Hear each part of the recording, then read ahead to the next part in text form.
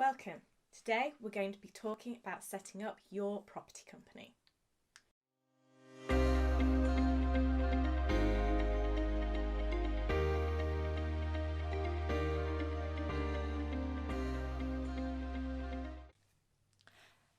You've made the decision, you're setting up a company. Fantastic news. Now the thing to start thinking about is all the things about setting up your company. Now the first thing that you've got to consider is what name are you going to use. Now don't worry, if you pick a name now, it's not the end of the world. You can change it in the future if for whatever reason you're not really feeling it at a future date. It is important, but it isn't at the same time. So I'd just say don't hold off on doing things just because you've got a name. Figure one out, and if you figure a better one out in the future, you can change the name later. So the next thing to consider is, who are the shareholders going to be? Who are the directors going to be? So let's just have a look into them for a second.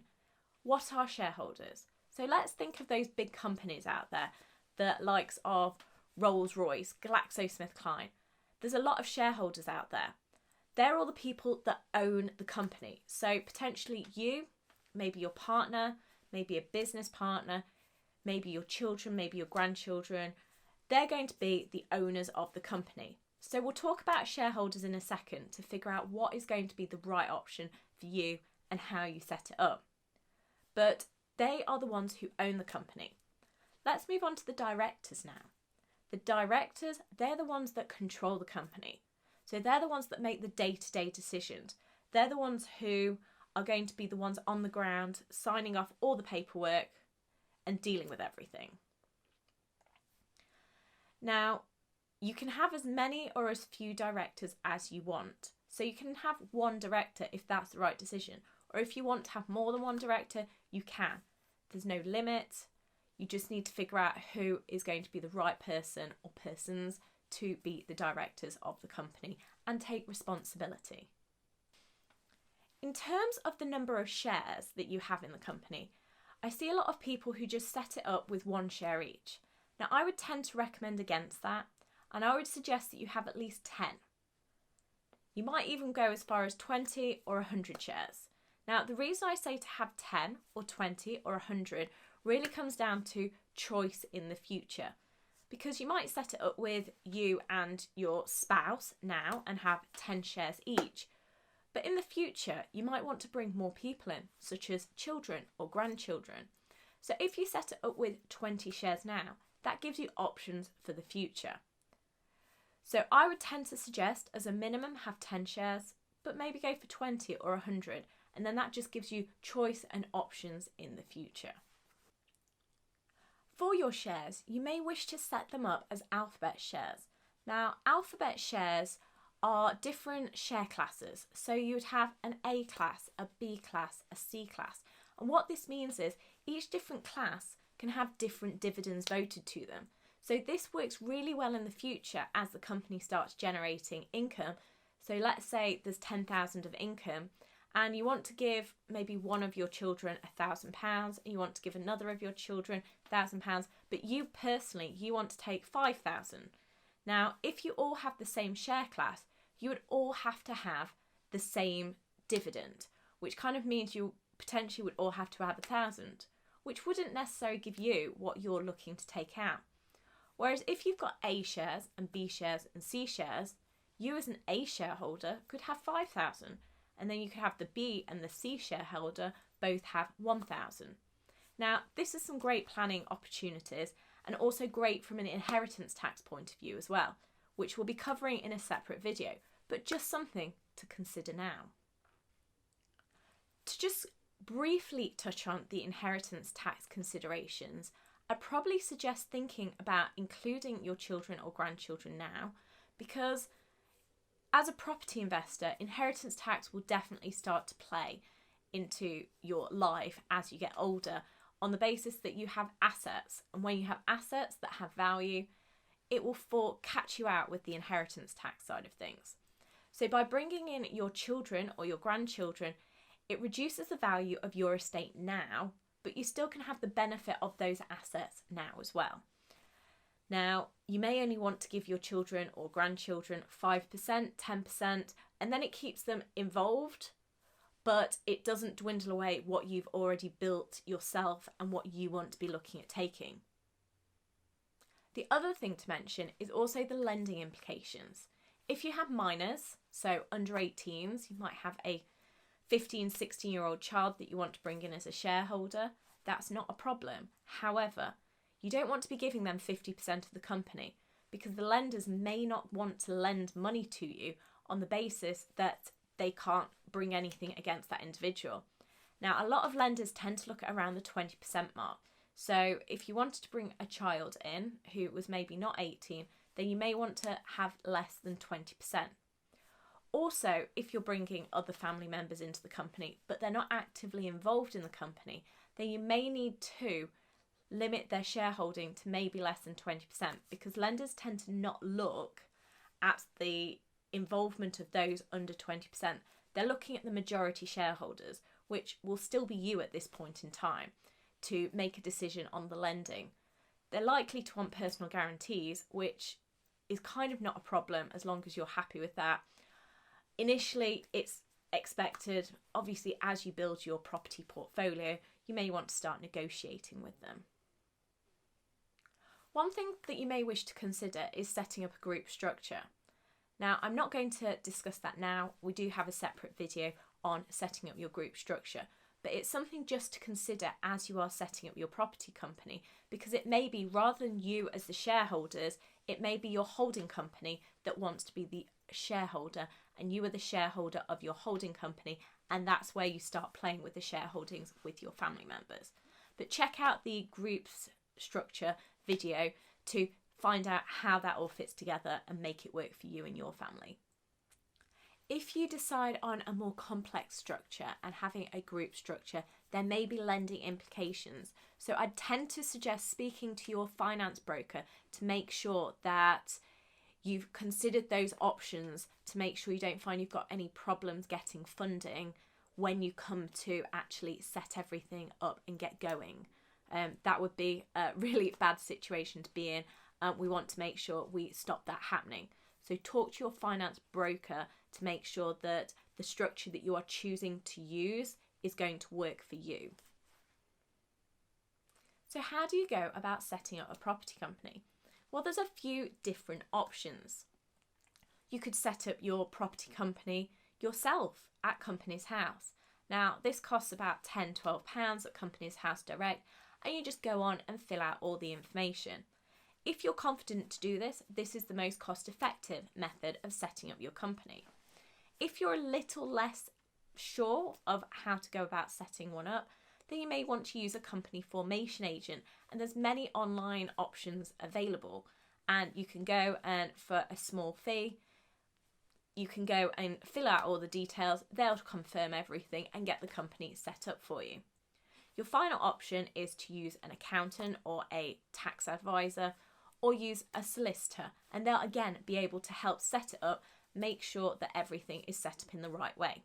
Now, in terms of what needs setting up, there's a few different pieces of paper that you will get when you form your company. One is your certificate of incorporation. So if you think of this like a birth certificate, it's the birth certificate of the company, and it's quite a crucial piece of data because you will need this document to be able to set up your bank account. So that's one thing that you should get when you set up your company, and that's very crucial.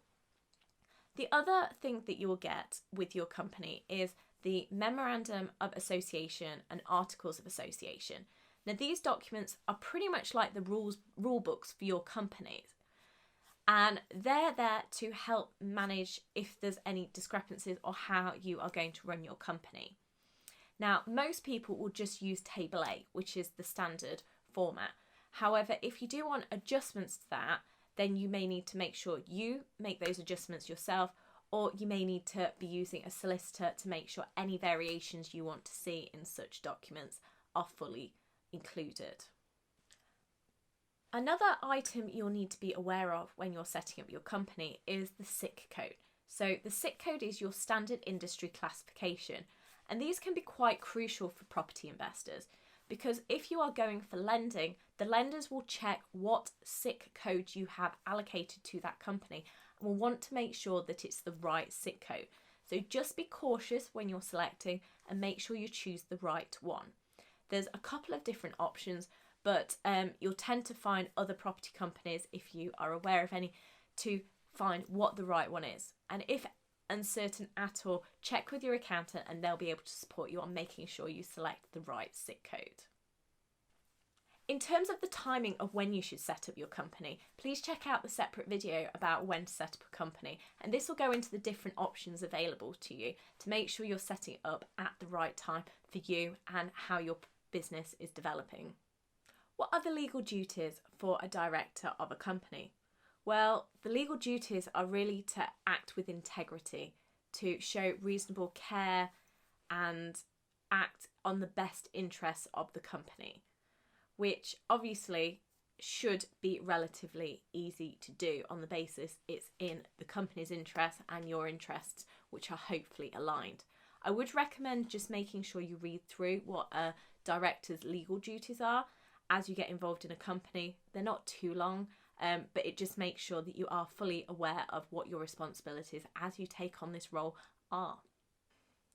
When you've got your company set up, you'll be able to go and set up your company bank account. And I would say you definitely need a company bank account if you're going to be trading in your company, whether that be buying to hold, buying to flip, buying to do whatever in your company. You will need a company bank account. You cannot use one of your own bank accounts for company transactions because there are tax consequences for that type of behaviour, which can be quite expensive if not dealt with. Therefore, make sure as you get trading in your company, get your company bank account set up. And finally, now that you've got your company set up, what do you need to do? What are your responsibilities? As a director of the company, you will now need to prepare a set of company accounts.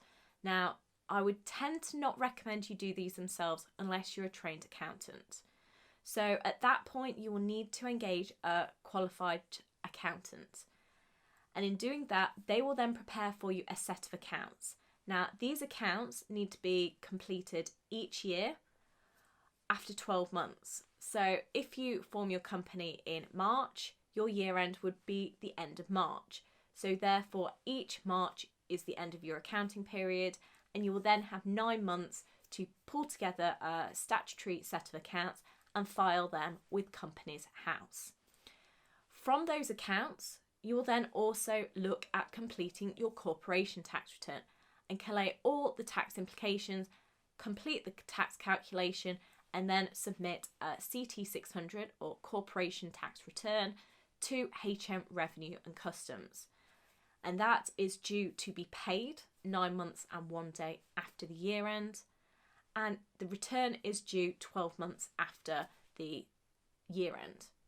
I would tend to recommend getting most of these things in as early as possible, unless there is a specific reason why you may want to leave it close to the deadline for whatever reason.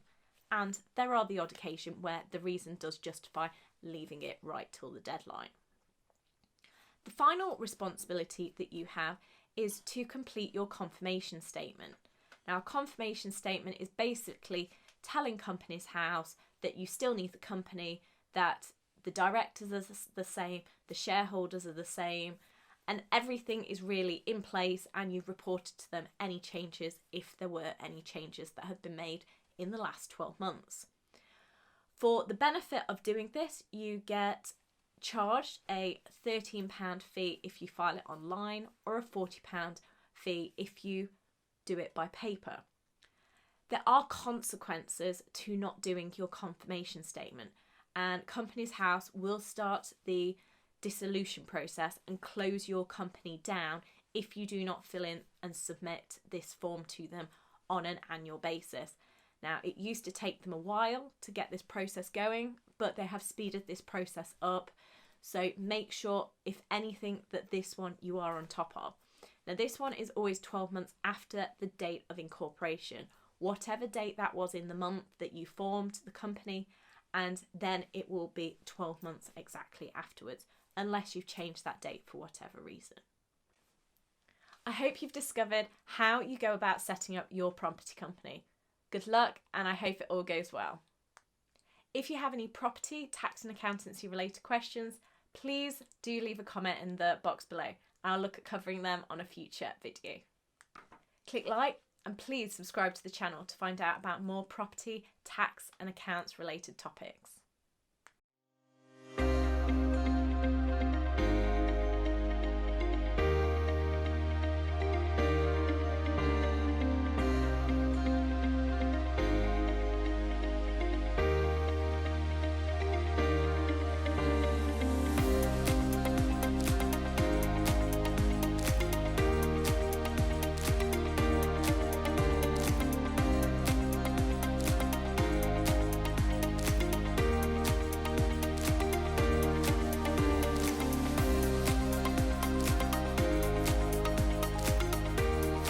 Let's make tax less taxing.